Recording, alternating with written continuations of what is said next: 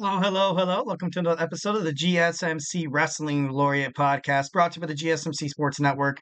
I'm your host, Eric Rodriguez, here every Monday through Friday, 8 p.m. Pacific time, 11 p.m. Eastern time, here to talk about everything in terms in the world of professional wrestling, all the action inside and out, backstage curtain drama. Also, talk about promotions from WWE to AEW to New Japan Professional Wrestling to sometimes, the NWA, also the MLW. If it makes major news headlines, we talk about it here on the show. 1010%. Thank you so much for tuning in tonight.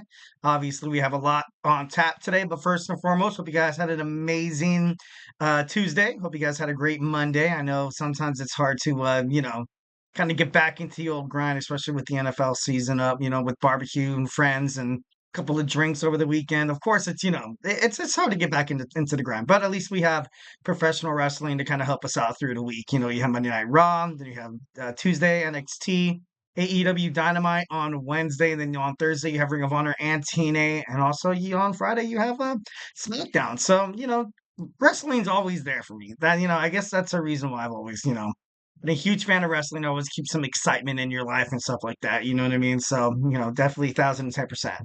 Well, guys, thank you so much for tuning in to the GSMC Wrestling Laureate podcast brought to you by the GSMC Sports Network.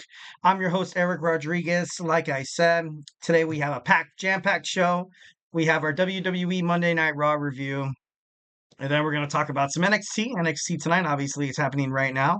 Got it pre-recorded, so I can't wait to watch it as soon as the show is over. Also, we're going to talk about Alexa Bliss. I'm going to give you guys, her return update.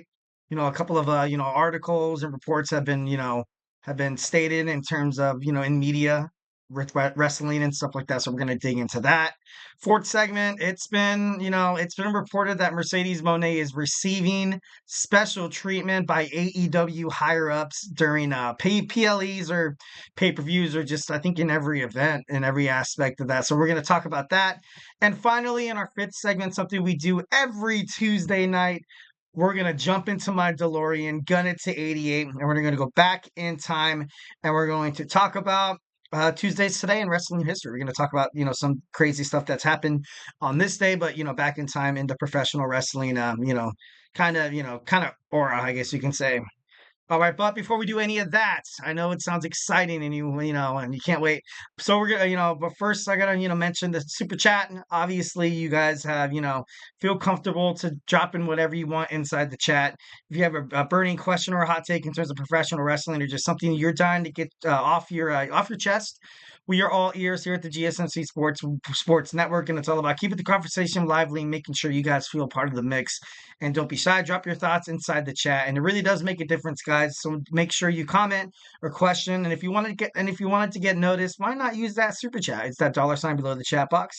Send in your message, and it's guaranteed to be featured on the show. Plus, it's a great way to support the GSMC Sports Network.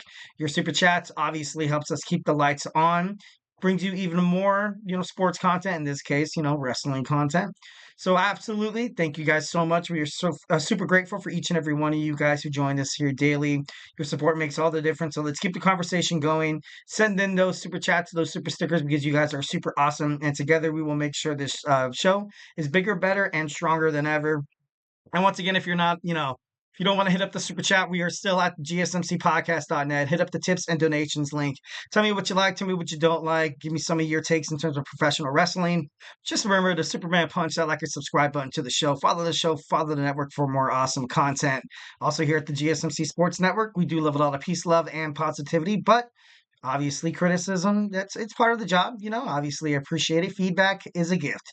So yeah, guys, don't be shy, and let's all be a part of this awesome wrestling podcast. 1010%.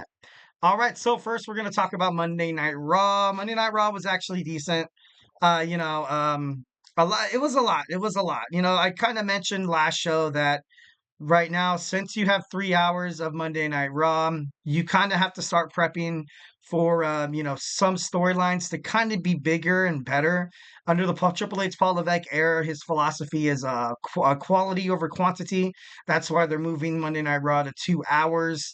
October 7th, I think it is. I think it's October 7th.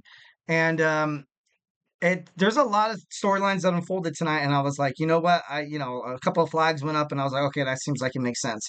First and foremost, CM Punk came out to address the sorry, the WWE universe. It was, you know, the best thing I kind of liked about it was the fact that he was kind of making it seem like nobody in his family wanted him to, be in this hellacious match, inside of a steel cage, obviously the Hell in the Cell, with someone who obviously wants to hurt him, and Drew McIntyre.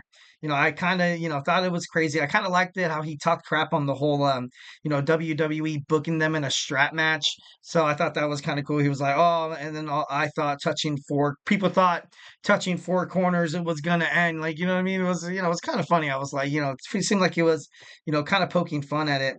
And he said he doesn't want to be in the Hell in the Cell. Obviously, he feels like he has to. Drew McIntyre has woken up the devil inside of CM Punk, and he said he's gonna make him bleed. And he said, if you want to win this match, you basically got to kill me. The I feel like CM Punk is definitely using a lot of his professional wrestling experience inside the ring. CM Punk's not afraid to take a big bump. You know what I mean? He's not afraid to be busted open and just blood all over his face. Drew McIntyre, on the other hand, and I could be wrong. I could be wrong. I think I was looking for like I was making a graphic or something like that, and I was like, oh, I'm Drew McIntyre. I kind of want to see what he looks like with blood on his face. And you check on Google, and nothing's there. Obviously, and I'm not saying he's like a priss and he's not willing to do it, but I think to make this feud finally be over with the frosting on top and then the cherry on top, I think he's got to bleed. I think he's got to bleed. I think, both of these guys are going to be a complete, utter bloody mess after this match has ended because this rivalry does need to end.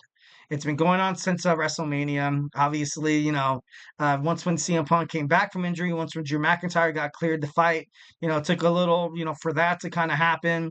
And then these guys have been trading back and forth promos, beating each other up, getting their arses kicked, going to the hospital, and it's like wash, rinse, repeat, wash, rinse, repeat. The bracelet, you know what I mean? But all in all, I feel like it needs to end that way.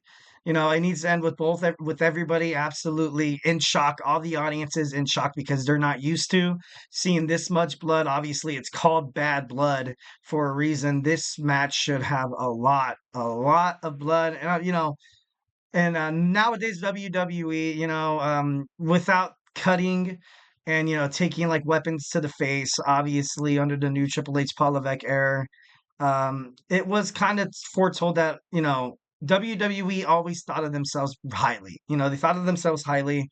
They're like, all right, we put on great matches, so we don't need to incorporate chairs and blood and protect our superstars because there are some instances where cutting kind of did go wrong. I think there was a match with Eddie Guerrero and I think it was JBL. I think it was JBL where he cut too deep and he was just bloody and he was passing out inside the ring and it wasn't good. It wasn't a good look, obviously. So I definitely think that's probably where they should take it, but it should be, I don't know, it should be pretty awesome. Next, we have Sheamus taking on Pete Dunne. Like I said, Pete Dunne is a beast, man. He just got done fighting in a last man standing match um, with Trick Williams on NXT last Tuesday. Takes on Sheamus. Brought out a cricket bat. I thought that was pretty cool. Incorporating a new kind of sport instead of the shillelagh. And kind of helped Pete Dunne finally get back into that win column, which I knew he was capable of going through. I knew uh, WWE really wasn't going to give up on his character. I think he has a better chance in NXT right now. I feel like, with everything happening in Monday Night Raw, I want to see maybe a reunion between him and Ridge Holland. That seems like that would, be a pretty good storyline. They go after the tag team titles, Nathan Frazier and Axiom. That'd be pretty interesting. And then we saw a warming, like a warmful promo with Xavier Woods, basically saying that, telling Priest and Rhea Ripley to not get involved in the match because it's just gonna do hurt. And later on, we found out that's exactly what happened. But the Rhea Ripley and Damien Priest, they stuck to their word. They stuck to their word. And, I kind of liked it. They were backstage. They were shaking hands once again. We'll get into that. We'll get into this. So I don't want to jump the gun too much. Next, we saw Natalia once again defeat Zoe Stark with the roll up for the dub.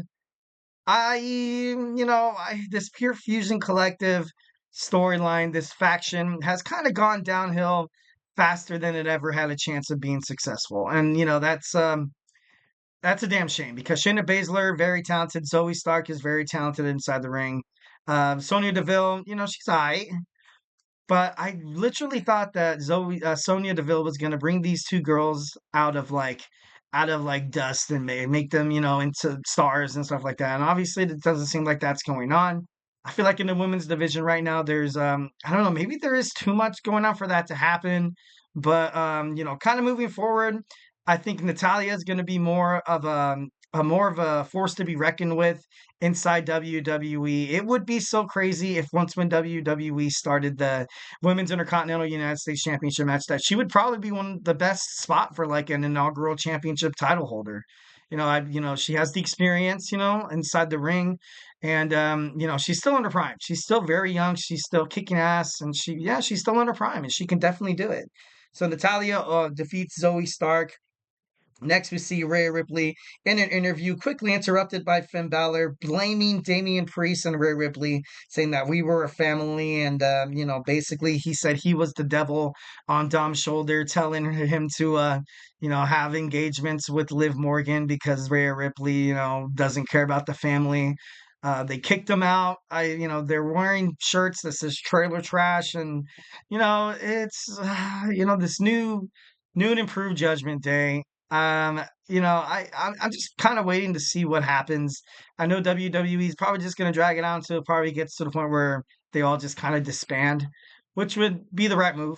I feel like, keeping them together right now, people just aren't interested. People just aren't interested. Well, it for the longest time, you thought about Monday Night Raw. You thought about Monday Night Raw, they had the storyline between the Judgment Day. You had, Damian Priest as the main guy.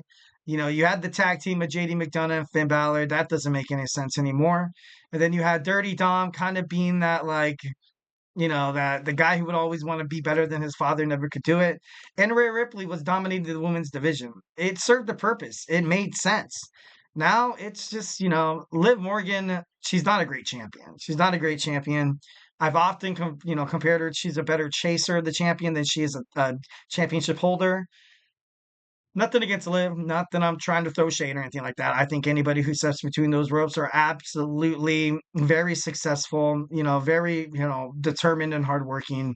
But from an outside perspective, from a WWE perspective, playing into the storylines, I don't know. I just don't really see that with Liv. And, it kind of sucks. I wish I would. Maybe, I wish I would. Jey Uso came face to face with Braun Breaker. Braun Breaker basically stated that Jey Uso was absolutely nothing without his family. And then Jey Uso fired back, the match, your title reign's going to be short and sweet, much like your NFL career. And then he hit the spear on Braun Breaker. And, until that, obviously Jey Uso kind of walked out with a little bit of swagger. Io Sky takes Kairi Sane's place against Bianca Belair later on that night in the match because of Kairi Sane's injury to her eye. Tag team title match. It was a great match. Overall, I thought it was one of the best matchups of the evening. The ref was distracted. Kofi Kingston went out there to take out everybody, the LWO and Judgment Day. And the referee was distracted. He was outside of the ring, and it was all hell broke loose. Like, it was crazy. Woods absolutely frustrated after the loss. And later on, you had Kofi Kingston kind of confront his partner, his longtime partner, and his brother. And, he was basically said, with just me and you, we don't have Big E anymore. And, Xavier Woods kind of took offense to that. These guys obviously are heading toward a breakup. It should be interesting to see maybe how soon it's going to happen. I would honestly love to see these guys kind of, be champions one more time. Like they were saying, this would have made their 13th run as WWE Tag Team Champions of some sort. And he was just, he was just frustrated. He said he feels like he's not good enough. And without Big E, he says that they could win. Obviously, once when Xavier Woods found out that Kofi Kingston asked the LWO to watch their backs, he was frustrated because he went out of his way to tell Rhea Ripley and Damien Priest not to get involved because of this exactly what happened. And so he blames Kofi Kingston. That's why it happened. But Kofi did have a good point. He said this would have happened anyways, they would have got disqualified because they would have came in and beat the hell out of us. So it seems like it's a damned if you do, damned if you don't kind of point. So I don't know. It's kind of crazy.